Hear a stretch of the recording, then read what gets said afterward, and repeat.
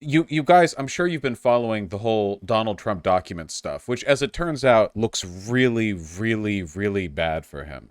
Like, exceptionally bad. So basically, he has a bunch of very, very, very top secret documents that he just took to Mar-a-Lago, and now it seems that he actively obstructed the the federal government from retrieving these documents and refused to comply with the orders to do so multiple times.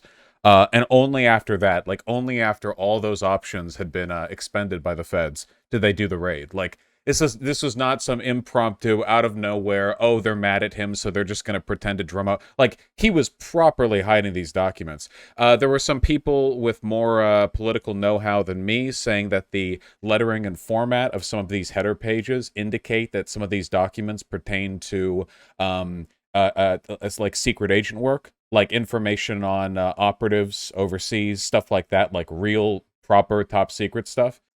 So that's interesting.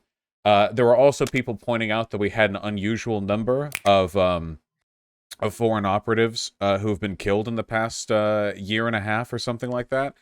So people are alleging maybe that has to do with an intel leak coming from Trump. That's totally unconfirmed, of course. If that was confirmed, you would be finding out over the course of a trial against Donald Trump, which might actually end up happening. It's pretty yeah, it's not great. I don't know.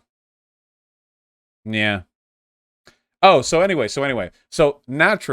the cope posting from the right has been deafening. They say that these documents were planted. They say that it doesn't matter Donald Trump, Donald Trump, declassified them in his head magically without letting anyone know or letting any of the federal organizations the documents pertain to know. Um, but Donald Trump can't help himself. This was from earlier today. There seems to be confusion as to the picture, where documents were sloppily thrown on the floor and then released photographically for the world to see, as if that's what the FBI found when they broke into my home. Wrong. They took them out of cartons and spread them around on the carpet, making it look like a big find for them. They dropped them, not me. Very deceiving. And remember, we could have no representative, including lawyers, present during the raid. They were told to wait outside. So, this is fantastic for so many reasons. First of all, it shuts down. So, okay, yeah, what's that drill tweet? Sir, as your lawyer, I am advising you to continue tweeting.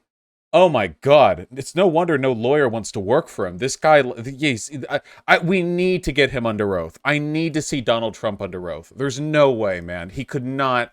He's literally retarded. Yeah, like this is like soup brain material here. So obviously this shoots down any like they planted it because he knew they were in cartons. You know, why would he say this if it was planted?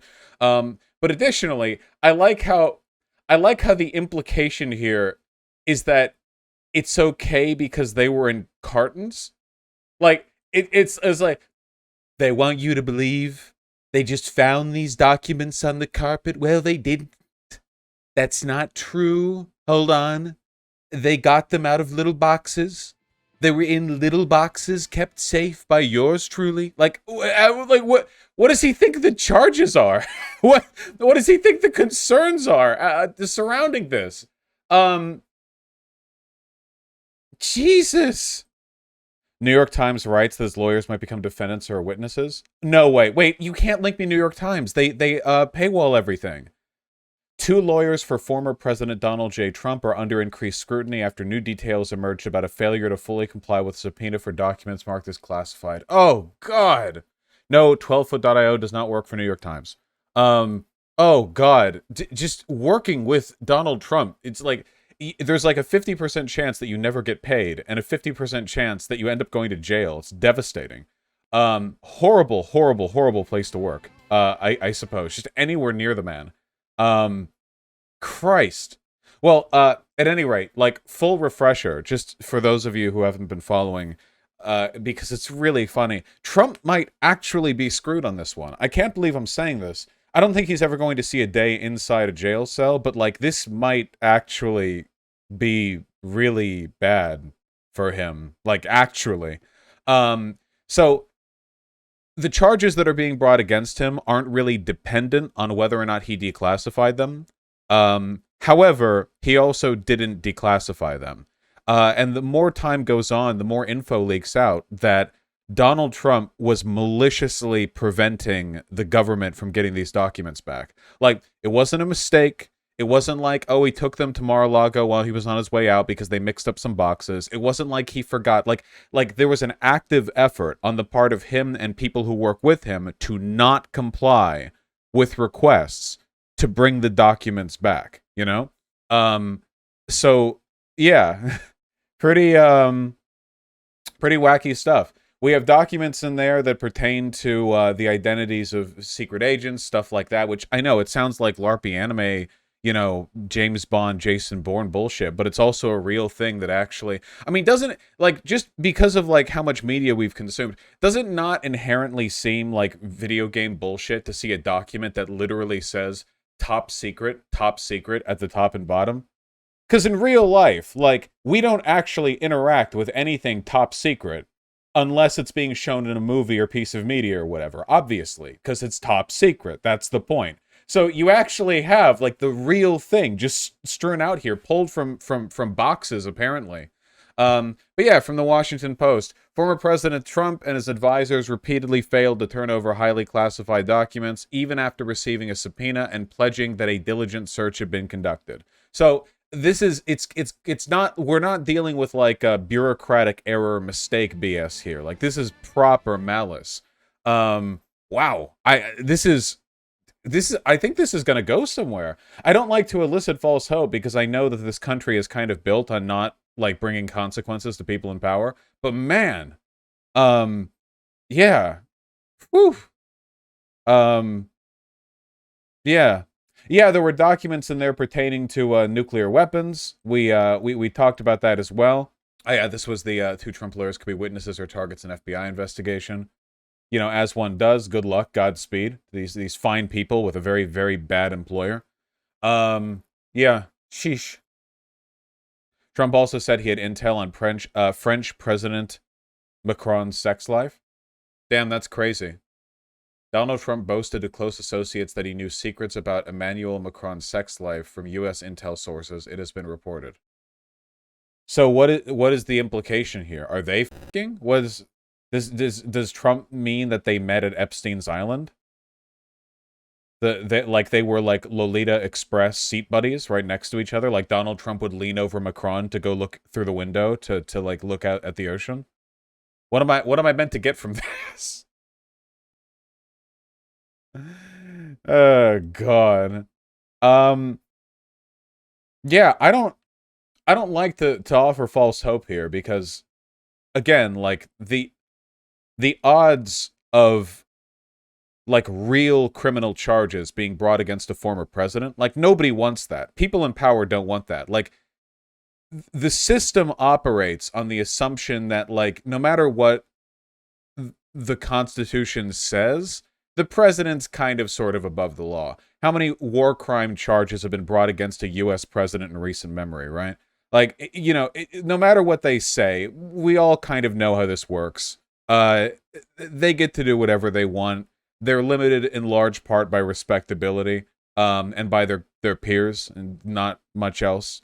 So the idea of Trump actually getting, like, arrested over this, I don't know, guys. I really want to see it happen.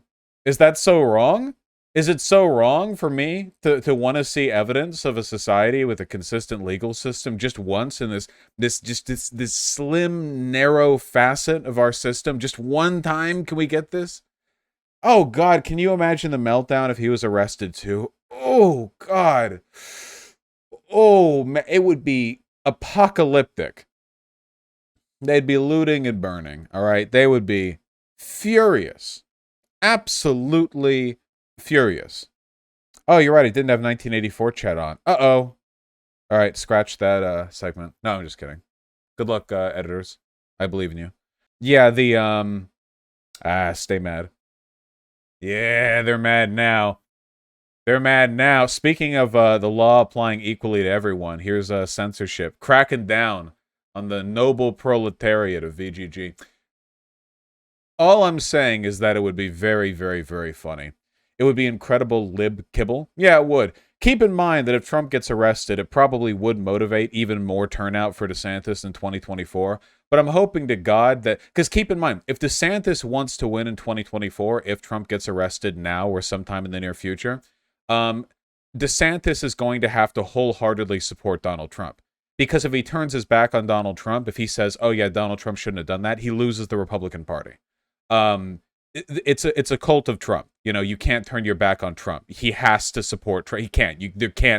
They have no chance against the Democratic the frontliner, no matter who they are, unless they get behind Trump. And hopefully the sacrifices politically, the hills he'd have to die on in order to maintain that support would also motivate a lot of Democrats to come out. You know, I'm really, really hoping we get some good stuff going here in 2022. This midterm was supposed to be devastating to us. Devastating to us. For the Democrats, I say, as a Democrat operative. Of course, if you want to improve the situation, you could always go to vaush.gg/map and see the legions of Vaushite warriors who are signing up to participate in their local phone banking, text banking, and canvassing efforts. Please, the more coordinated people are, the easier it is to bring them together and get them involved in canvassing. Info here, no Doxerino, and enter what you want. Discord you can join here. Remember, though, we do want people signing up here, too, not just joining the Discord, because being able to text people or being able to email people, that's the kicker, right? You know, if you want people to go out there and phone bank consistently. Can you imagine all the people, and there are like over 7,000 people in the Discord right now. Can you imagine if we could just get a tenth of those for a single phone banking event? Recently, there was a Justice Dem phone banking event where a significant portion of the people who showed up were from my community, you know, like they were a faction there. You imagine if a decent chunk, I mean like a properly decent chunk, couple hundred, and that's only 2 or 3% of the people in the Discord, showed up for a given phone banking event? Yeah, Jamal Bowman, who won, by the way. So thanks for that. Really, it makes a huge difference. So sign up.